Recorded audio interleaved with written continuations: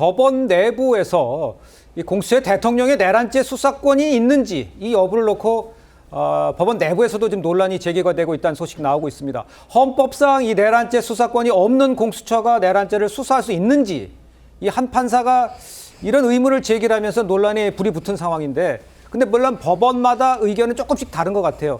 이걸 법리적으로는 우리 윤 변호사께서는 어떻게 보세요? 저는 이제 헌법 그 규정에 네. 대통령의 경우에는 내란 외환의 죄를 제외하고는 소추되지 않는다. 이렇게 한 이유가 그러니까 각종 권력기관들에 의한 그 대의민주주의 기관들을 침해한 또 침탈한 역사적 선례들이 있잖아요. 예. 그러니까 대통령을 국민이 뽑아요. 뽑고 국회의원들을 국민이 뽑습니다. 그럼 이 대통령과 국회의원들이 수사기관 등 이 직업공무원을 통제하고 지휘하고 하는 것이 우리 통치 시스템이에요. 네. 근데 수사기관들이 수사권을 이용해서 국민이 뽑은 대통령을 잡아 가두거나 국회의원들을 잡아 가두면 안 되기 때문에 불체포특권, 부수특권을 넣는 거거든요. 재직기간 중간에는 그 누구로부터도 업무상 독립성을 유지하면서 침탈당하지 않은 권리를 준 거예요.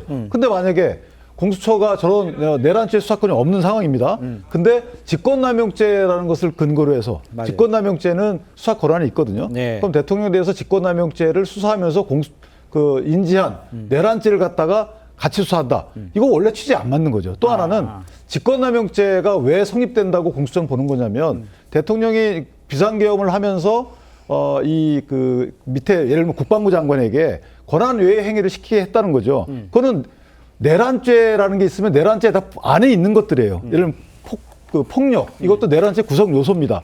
이것만 하나 떼어놔서 처벌할 수 있지 않아요. 네. 그런데 저걸 별도로 인지해가지고 한다? 앞뒤가 안 맞는 거고요. 그렇게 따지면요. 예. 만약에 저 밑에 경찰이 어떤 폭력 행위를 했어요. 그 내란의 행위 하나 아니냐라고 해서 대통령까지 엮어 수사할 수 있다. 극단적으로 생각하면.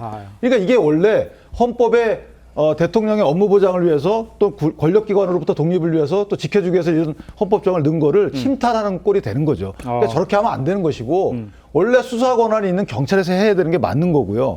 그다음에 이번에 공수처가 수사 진행하면서 보시면 경찰로부터 500명을 영장 집행 과정에서 파견받아요. 그렇죠. 아니 세상에 수사기관 공수처가 원래 완투로 간다 하더라도 검사 25명에 그다음에 수사관 40명, 65명이거든요. 예. 근데 어떻게 수사 경찰을 500명을 파견을 받습니까? 있을 수 없는 거잖아요. 그럼 본인들 스스로 영장 집행도 못 하는 거고. 예. 그다음에 영장 대통령 신문할 때 경찰로부터 신문상을 전달받았다는 거잖아. 일정 부분은.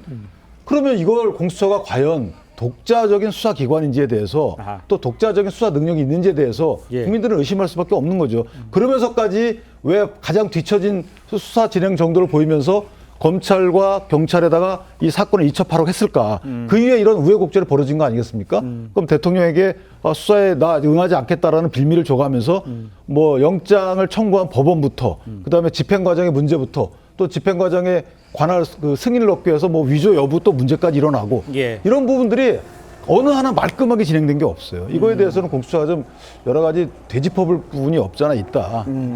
그 여러 이야기가 뭐 초반부터 나왔었지만 이게 이제 법원에서까지 지금 논란이 되고 있고 의견이 갈린다는 얘기를 하고 계시는 거잖아요. 네. 어떻게 평가를 하십니까? 우선 뭐 1차적으로 이 부분에 대해서는 민주당의 책임이 크다고 봅니다. 이제 금수완박이라든지 공수처를 만들어가는 과정에서 촘촘하게 이러한 상황에 대해서 예. 빈틈없이 그러니까 여러 가지 하나의 사건에 대해서 헌법학자라든지 예. 또 수사기관에 따라서 입장이 달라진다는 것은 실제로 입법 체계상의 허술한 점이 있다라는 거 아니겠습니까? 네. 이제 그런 그런 법을 다루는 기관, 법제처나 국회에서 면밀하게 다루지 못했다라고 하는 면에서는 민주당도 사실은 일단의 책임이 있다. 저는 그렇게 전제를 하고요. 그러나 이 사건은 누가 보더라도 현행범에 가까운 범행을 저지른 겁니다. 어떤 법이든 간에 실제로 대통령께서 공식적으로 전 국민을 대상으로 해서 또 그날 저녁에 일어난 일을 다 아는 부분입니다. 다만 어떤 법으로 할 것이냐에 대하여 고민이 있고 적절한가, 누가 수사하는 게 적절하냐의 관할권의 문제이기 때문에 그동안에 제가 이야기하는 법원 행정처는 그와 같은 논란에도 불구하고 수사가 더 우선권이 있다라고 하는 측면에서 그런 의미에서 공조본을 인정하고 국가수사본부의 권한이 포함되어 있는 공수처의 권한에 대해서 계속 인정해 왔거든요. 그렇다고 윤 대통령 측에서 문제 제기를 하나도 안 한 거 아닙니다. 다 제기에 대해서 이유 없다라고 한 부분이 예. 실제적으로 누구나 다 국민 모두가 범죄 행위이기 때문에 이 범죄를 수사하고 단죄하는 것이 어디에 누가 수사권을 가지는 것보다 훨씬 더 중요하다라고 국가가 판단하다. 그런 의미가 있고 또 하나는 소추 권한과 수사 권한에 대한 구분은 좀 있을 필요가 있을 것 같습니다. 예. 그러니까 실제로 공수처가 소추할 권한도 없고 그럼에도 불구하고 수사할 권한까지 없다. 그건 논쟁의 여지가 있다. 저는 그렇게 봅니다. 근데 지금 하나 사실은 이제 우리 수사기관하고 이 유념해야 될 부분은 자 수사권이 있다고 쳐도 과연 강제 수사권이 있는지에 대해서는 저희가 따져볼 필요가 있어요. 강제석 수사권과 수사권을 분리해서 생각하시는 구속영장을 시켜서 구속을 시켜서 과연 이 수사할 이것이 우리 헌법이 예정해 놓은 것인가? 저는 그렇지 않다고 보는 것이 원래 예전처럼 헌법재판소의 판단을 받아서 만약에 대통령직위를 더 이상 수행할 정도의 헌법소의 의지가 없다. 이렇게 판단되면 파면하고 일반인의 지위에서 수사를 받는 것이 맞는 것이지 네. 강제 수사 특히나 현직 대통령을 갖다가 체포해가지고 구속시켜놓고 재판을 한다? 저는 이거는 대의민주주의 본질에 반한다고 봐요. 이게 왜냐하면 일반화시키면 답이 나옵니다. 그러니까 현 대통령에 대해서 정치적 이해관계에 따라서 각자 찬성 반대가 있기 때문에 그런 것이지 대의민주주의 국가에서 대통령을 뽑아요. 뽑았는데 네. 그 수사기관이 말을 안 듣고 대통령을 체포해요. 있을 수 없는 거잖아요. 물론 죄에 따라 다르겠지만 예. 이런 부분들에 대해서 정치권도 조금 유념할 필요가 있는 게 저희가 직업 공무원들을 어떻게 통제할 것인가 앞으로. 그러면 막말로 극단적으로 얘기해가지고 어떤 범죄 사실 하나 갖고 영장을 쳐가지고 그 범죄 사실이 내란으로 이어진다고 해가지고 영장을 쳐요. 영장이 발부돼서 가둬요. 네. 그럼 이거 어떻게 되는 거죠? 이런 식으로 대의민주주의라는 이 기본적인 나라 이 통치 시스템을 상정한다 그러면 이게 조금 과연 바람직한 것인가?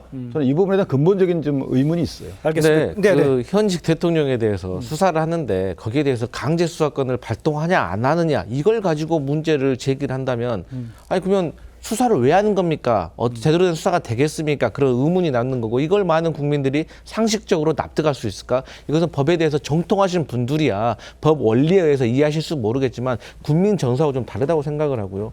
그러면 그렇게 공수처라든지 경찰이라든지 검찰이라든지 이렇게 수사권이 애매하다고 하면 우리가 이미 국회에서 상설특검 내란과 관련된 상설특검은 이미 여야가 합의된 수준의 200표가 넘는 어떤 표결에 의해서 통과가 됐습니다. 예. 그런데 최상목 권한대행이 이것을 지금 하고 추천 의뢰를 하지 않고 있는 것이죠. 또 추가적으로도 누가 보더라도 이견이 없고 수사 권한이 있고 기소권도 있고 강제 수사권까지 다 갖출 수 있는 예. 이 특검과 관련해 가지고는 어제까지도 지금까지도 국민의힘에서는 여기에 대해서 반대를 위한 반대를 해가지고 지금 이루어지지 않고 있잖아요. 네. 사실 상설 특검이라든지 일반 특검이라든지 이게 출범이 됐다면 지금 이런 논쟁은 상당히 무의미한 것이고 저는 이 법원에서 논쟁이 있다. 뭐 얼마나 큰 논쟁이 있는지 모르겠지만 저는 다시 한번 말씀드리지만 아니 대한민국 법원에서 한 번도 아니고 두 번도 아니고 세 번, 네 번을 수사기관에 권한이 있고 이 체포영장이 적법하다고 판단을 내렸는데 계속해서 이렇게 법 논리를 따지들면서 이렇게 국민들을 혼돈시킨다고 하면 누가 대한민국 사법 질서를 지키겠나? 근데 예. 이런 게 있어요. 이제 물론 지금 이제 하나의 사안이 있기 때문에 여기에 대해서 정치권 그 진영에 따라서 다른 해석을 내놓는 건데 각 수사기관이 각자가 스스로 판단해서 수사권이 있다고 덤비기 시작하면 이거 어떻게 할 거냐 이거예요. 공수처가 이런 법에다 분명히 내란죄 없게끔 돼 있어요. 그래도 거의 관련 인지 사건이 있는 거잖아요. 하다가 이 튀어나온 사건을 할 수 있다라는 건데 그걸 임의로 해석해가지고 수사 범위를 막연히 넓히면 어떻게 하겠느냐는 거죠. 이게 국민적 뭐 신체 뭐 재산의 안전을 위해서 이게 바람직한 것이냐 이런 하나 문제가 있는 거고 대통령의 경우에는 대통령 개인을 봐주자는 게 아니죠. 대통령 직위를 볼 때 어느 게 바람직한지를 따져보자는 겁니다. 예컨대 압수수색은 가능하다고 봐야죠. 그런데 과연 신병철에 관련돼서 가둬야 되겠느냐. 이것이 우리가 헌법을 기한하신 분들이 불소추 특권을 만들어 놓은 게 그 취지에 비춰보면 바람직한 것이냐에 대한 따져보는 문제고 예. 국회에서 특검 부분도 마찬가지입니다. 그럼 국회에서 만약에 극단적으로 국회를 장악하고 있는 특정 정당이 있어요.